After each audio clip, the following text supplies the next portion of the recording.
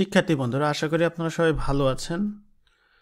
আমি আসলে শিওর না যে আপনারা প্রিভিয়াস টিউটোরিয়াল বুঝতে পারছেন কিনা। আমরা প্রিভিয়াস টিউটোরিয়ালে জাস্ট একটা HTML ফাইল তৈরি করছি, HTML একটা ফর্ম তৈরি করছি, যে ফর্মে আমরা ডেটা পাঠাবো। এখন এইখানে আমরা যদি ইনপুট করি ডেটা কোথায় যাবে, সেখানে আমরা কিভাবে ভ্যালিডেশন করব, স্যানিটাইজ করব, তারপর আমাদের সিকিউরিটি কি হবে। আপনারা জানেন ইনপুট ফর্ম মানেই সেখানে একটা সিকিউরিটির ব্যাপার থাকে। সো আমাদের সেই জিনিসগুলো পাস করতে হবে। তো ইনপুট ফর্মে জিনিসপত্র হ্যান্ডেল করার জন্য ওয়ার্ডপ্রেসে কিন্তু একটা খুব চমৎকার জিনিস দেওয়া আছে, সেটা হচ্ছে ওয়ার্ডপ্রেসে যদি আমরা কোনো কিছু পাঠাইতে চাই, সেক্ষেত্রে আমরা অ্যাডমিন ইউআরএল এর অ্যাডমিন পোস্ট .php এগুলোকে বলা হয় আসলে গুপ্তধন। আপনারা যখন এই ফাইলগুলোর কাজে ব্যবহার করা শিখবেন, যেমন অ্যাডমিন অ্যাজাক্স নামে একটা ফাইল আছে, সেই ফাইলে অনেক কিছু দেওয়া আছে, কোরের ভিতরে অনেক কিছু করা আছে যেগুলো আমরা আসলে বাইপাস করে যাই। তো যেহেতু আমরা একটা কাস্টম ফর্ম বানাচ্ছি, সেক্ষেত্রে আমাদের এই বিষয়গুলো জানতে হবে। সো আমরা যখন এই শর্টকাটটা বানাইলাম, এই শর্টকাটে এখন তো আমরা ডেটা পাঠাইতে হবে কোথাও না কোথাও। সো এখন আমরা এখানে প্রথমে যেটা করব সেটা হচ্ছে মেথড পোস্ট দিয়ে দিব, যাতে এটা একটা পোস্ট রিকোয়েস্ট হয়। এবং এখন হচ্ছে আমরা এখন এখানে পোস্টের ওই ইউআরএলটাতে ডাটা হিট করবো এবং আমরা অ্যাডমিনে গিয়ে সেটাকে রিসিভ করব। তো আমরা দেখবো যে আসলে সেটা কাজ হচ্ছে কিনা। সো আমরা এখানে অ্যাকশন দিলাম, অ্যাকশন দিয়ে এখন হচ্ছে আমরা যখন আমরা ওই অ্যাডমিন পোস্টটা ইউজ করব, তখন আমাদের কিছু সিকিউরিটি ফ্রন্ট এন্ড থেকে সিকিউরিটি আমরা ইউজ করতে পারবো। যেমন ধরেন আমরা হচ্ছে এইটা যেহেতু লগ ইন অনলি ফর্ম, এখানে আমরা হচ্ছে সেই ব্যাপারগুলো এখন খুব সহজে ইমপ্লিমেন্ট করতে পারবো। যেমন এখন হচ্ছে আমরা এখানে PHP ইকো, এইখানে এখন দেখেন আমরা যে ইউআরএল নিয়ে আসবো, সেখানে এখানে যাতে ইউআরএলটাই থাকে, সেক্ষেত্রে আমরা এখানে একটা স্যানিটাইজ ইউজ করতে পারি। সরি, এখানে তো আমরা শর্টকাটের ভিতরে ইউজ করছি। সো সেক্ষেত্রে ডাবল কোটেশন $ESC ইউআরএল এটাকে আমরা ব্যবহার করব। আর ইনপুটে যখন আমরা ডেটাবেস থেকে টেক্সট নিয়ে আসবো বা কোনো কিছু নিয়ে আসবো, সেটাকেও আমরা কিন্তু ওইটাকে ইউজ করব পরে। এখন আমরা আপাতত ESC ইউআরএল ইউজ করছি হচ্ছে ইউআরএল স্যানিটাইজ করার জন্য। আমরা ESC টেক্সট, এখানে ESC স্ট্রিং, তারপরে হচ্ছে আরও অন্যান্য আছে, সেগুলো আমরা আস্তে আস্তে দেখব। সো এখন এখানে এর ভিতরে আমরা দিব হচ্ছে অ্যাডমিন ইউআরএল। অ্যাডমিন ইউআরএল এর ভেতরে আমরা চাই এখন হচ্ছে কাকে চাই, এখানে যে অ্যাডমিন পোস্ট .php। এটার মানে হচ্ছে এখন যদি আমি দেখুন, আমরা এখন রিফ্রেশ দিয়ে আপনাদের দেখাচ্ছি কোন ফাইলের ভিতরে সে পাঠাবে ডেটা। এখন এখানে আমরা ইন্সপেক্ট করি, ইন্সপেক্ট করার পর দেখা যাচ্ছে wp-admin post php। এই ফাইলটার ভেতরে অনেক কিছু করা আছে, সেক্ষেত্রে আমরা সেটাকে ইউজ করছি আর কি। সো এখন এই অ্যাডমিন পোস্ট PHP-তে আমরা এখন ডেটা রিসিভ করব। ডেটা রিসিভ করার জন্য আমাদের খেয়াল রাখতে হবে প্রত্যেকটা ডেটার এখানে কিন্তু নাম দেওয়া আছে, সেই অনুযায়ী কিন্তু আমরা পাবো। সো এখন হচ্ছে আমরা অ্যাডমিন পোস্টের ক্ষেত্রে আমরা এখানে একটা ফাংশন লিখবো, যে ফাংশনের মাধ্যমে এটাকে আসলে রিসিভ করা হবে। সো আমরা হচ্ছে এখন এখানে সেই ফাংশনটার যেটা আছে, সেই ফাংশনটার একটা নাম দিব, নাম দিয়ে আমরা হচ্ছে সেটাকে রিসিভ করব। তো এইখানে আমরা হচ্ছে যেই নামটা দিব, সেই নামটা অবশ্যই আমাকে এখানে উল্লেখ করে দিতে হবে যে এই নামে কিন্তু আমি ডেটা পাঠাচ্ছি। অর্থাৎ আমাদের হচ্ছে একটা অ্যাকশনের নাম পাঠাতে হবে।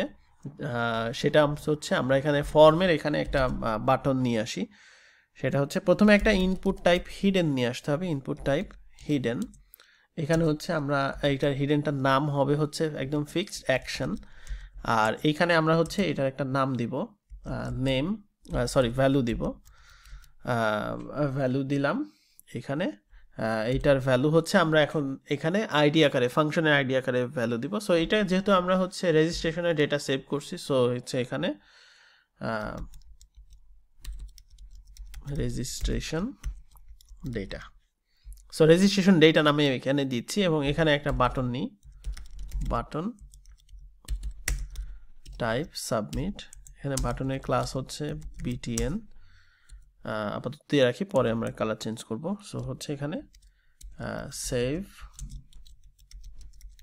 বা এখানে শুধু সেভ থাক, পরে আমরা দেখতেছি। সো এখন এই ফর্মে সাবমিট ডেটা করলে আমাদের এই আইডিতে অ্যাকশন আকারে হবে। আমরা জাস্ট হচ্ছে এখন ফর্মটা একটু দেখে আসি। এটা হচ্ছে আমাদের ফর্ম, এখানে ক্লিক করলে এখন আমাদের ওখানে ডেটা যাবে, বাট এখানে আমাদের কোনো হ্যান্ডেল আর দেওয়া হয়নি, এই কারণেই মূলত হচ্ছে এটা এরকম আসছে। সো সেই ক্ষেত্রে আমরা হচ্ছে এখন এইটা ডেটাটা যাতে কাজ করে সেটা হচ্ছে আমরা ওইখানে দিব। এখানে যদি আপনারা এখন দেখেন, সেক্ষেত্রে এখানে দেখবেন যে WP ডাই মেসেজ দিয়ে এখানে হচ্ছে কোনো হ্যান্ডেল আর দেওয়া হয়নি, এই কারণে এটা মূলত এরকম হচ্ছে। সো এখন হচ্ছে এখানে যাই, যাওয়ার পরে এখন আমরা ফাংশন রেজিস্টার করব। সো আমরা এই অ্যাকশনটার নাম দিছি হচ্ছে রেজিস্ট্রেশন ডেটা। সো ফাংশনটা দেখতে কীরকম হবে সেটা হচ্ছে আপনাদের জানার বিষয়। প্রথমে আমরা একটা ফাংশনের প্রিফিক্স ইউজ করছি অলওয়েজ। সো ফাংশন, যদি এই যে এখানে প্রিফিক্স ইউজ করা নেই, প্রিফিক্স ইউজ করতে হবে। সো RRF ইভেন্ট, এটা হচ্ছে আমাদের প্রিফিক্সের নাম। তো তারপরে হচ্ছে এখন হচ্ছে আমরা এটা একটা ফাংশনের নাম, সো হচ্ছে সেভ রেজিস্ট্রেশন ডেটা, এই নামে দিলাম আমি। সো এখন এই ফাংশনটা, এখন আমরা রেজিস্ট্রেশন ডেটা সেভ করার আগে আমরা জাস্ট হচ্ছে এইখানে অ্যাড অ্যাকশন। সো আমরা প্রথমে ইউজ করব হচ্ছে অ্যাডমিন পোস্ট এইটা, আর এখানে আমরা হচ্ছে অ্যাডমিন পোস্ট এটা ইউজ করলাম এইটা। আর যদি এটা এই ফর্মটা রেজিস্ট্রেটেড ইউজার অর্থাৎ লগ ইন করা ইউজার ছাড়াও যদি আপনি চান, সেক্ষেত্রে আপনাকে এখানে ইউজ করতে হবে নো প্রি রেজিস্ট্রেশন ডেটা, ওই নামে একটা অ্যাডাকশন ইউজ করতে হবে, যেটাতে আমরা এটা ইউজ করব। সো এখন এইখানে এখন আমরা কি করতে পারি, এইখানে হচ্ছে আমরা যদি যেমন হচ্ছে এখানে যদি আমরা যদি একটা রিটার্ন ইউজ করি, মেবি ইউজ করতে পারবো, রিটার্ন দিয়ে আমরা হচ্ছে এখন আন্ডারস্কোর পোস্টের মধ্যে ডেটাটা পাবো আর কি। সো একটু দেখি, আমি আসলে এইভাবে ট্রাই করিনি, এখানে কি আমি ভারডাম্প করতে পারবো কি না, I am not sure. So check করে দেখি যে এটা কাজ করে কি না। সো এখন আমরা হচ্ছে এইখানে এখন যাচ্ছি, যে কোনো একটা ডেটা দিচ্ছি, দেওয়ার পর এখানে সেভে যাচ্ছি। সেভে যাওয়ার পর এখানে দেখেন এই যে আমাদের এখানে ডেটাগুলো এখানে অ্যাভেলেবেল হয়েছে। অর্থাৎ আমরা কিন্তু এখন এখানে অ্যাডমিন পোস্টে দেখা যাচ্ছে যে আমরা যে ডেটা দিছি সেই ডেটা কিন্তু এখানে অ্যাভেলেবেল হয়েছে। যেমন দেখেন এই যে আমরা যে এটা দিছিলাম এটা কিন্তু অ্যাভেলেবেল হয়েছে। তো এইটার অ্যাডমিন পোস্টের ভিতর বাই ডিফল্ট কিছু সিকিউরিটি দেওয়া আছে, সিকিউরিটি না, ঠিক প্রসিডিওর দেওয়া আছে, যে প্রসিডিওরগুলো আমরা মূলত ইউজ করতে পারি। সো এখন আমাদের যেটা কাজ হবে সেটা হচ্ছে এইখানে আমরা হচ্ছে প্রথমে ভ্যালিডেট ডেটা, আমরা প্রথমে ভ্যালিডেট করব যেই যে ডেটা আমাদের আসছে, প্রত্যেকটা ডেটা আমাদের এখানে ভ্যালিডেট করতে হবে, স্যানিটাইজ করতে হবে। যদি ভ্যালিডেট ধরেন ভ্যালিডেশন, আমরা হচ্ছে এখানে তো দুইটা স্টেপ হবে। সো ভ্যালিডেশন ফেইল্ড, যদি ফেইল হয় সেই ক্ষেত্রে আমরা এখানে রিডাইরেক্ট করে দিব, যেই পেজ থেকে ইউজার আসছে সেই পেজে আমরা তাকে পাঠিয়ে দিব।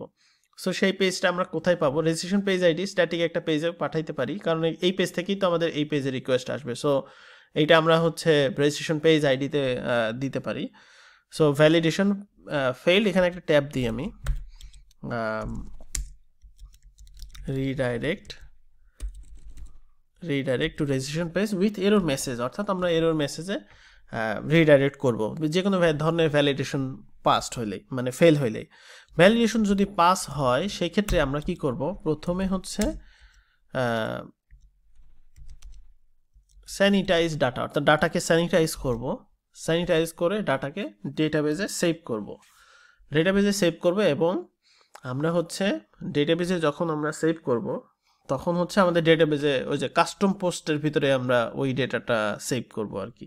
সেভ করার পরে আমাদের কি হবে ঘটনাটা, এখানে হচ্ছে redirect to registration page with success message, অর্থাৎ সাকসেস মেসেজ দিয়ে বলবো যে তোমার যেই ডেটাটা আমার কাছে তুমি পাঠাইছো, অর্থাৎ এই পেজ থেকে যে ডেটাটা আমাকে তুমি পাঠাইছো সেই পেজটা মানে ডেটাটা সেভ হয়েছে। এখন সেভ হওয়ার পরে আমাদের কিছু কাজ থাকবে, এখানে তো এই ফর্মটা এমটি থাকলে আর ইউজার বুঝবে না। সেই ক্ষেত্রে আমরা এই শর্ট কোডে একটা চেঞ্জ আনবো, যে সে কোয়েরি করে দেখবে যে এই যে ইউজারটা আমাকে পাঠাইছে ডেটা, সেই ইউজারের হচ্ছে লেটেস্ট রেজিস্ট্রেশন কোনো একটা ইভেন্টের জন্য, এখানে তো নিশ্চয়ই কোনো একটা ইভেন্টের জন্য রেজিস্ট্রেশন করছে, সেটাও আমরা ডেটাবেজে ওইভাবে স্টোর করব, করে আমরা ইউজারকে দেখাবো যে হ্যাঁ তোমার ডেটাটা রেজিস্ট্রেশন হয়েছে, এই যে তোমার ডেটাটা আবার এখানে তুমি চেক করতে পারবে, আবার কিন্তু সে চাইলে ওটাকে আপডেট করতে পারবে, এরকম একটা অপশন এখানে আমাদের থাকবে। অর্থাৎ তখন আমরা এই যে সেভ ডেটা টু ডেটাবেজের আগেই আমরা ওটাকে চেক করব।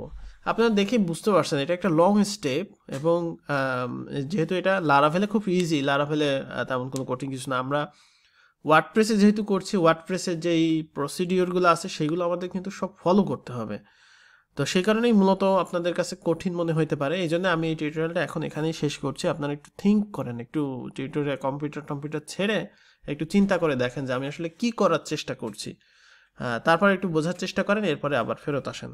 তো আজকের ভিডিও এ পর্যন্তই, সবাই ভালো থাকবেন, আল্লাহ হাফেজ।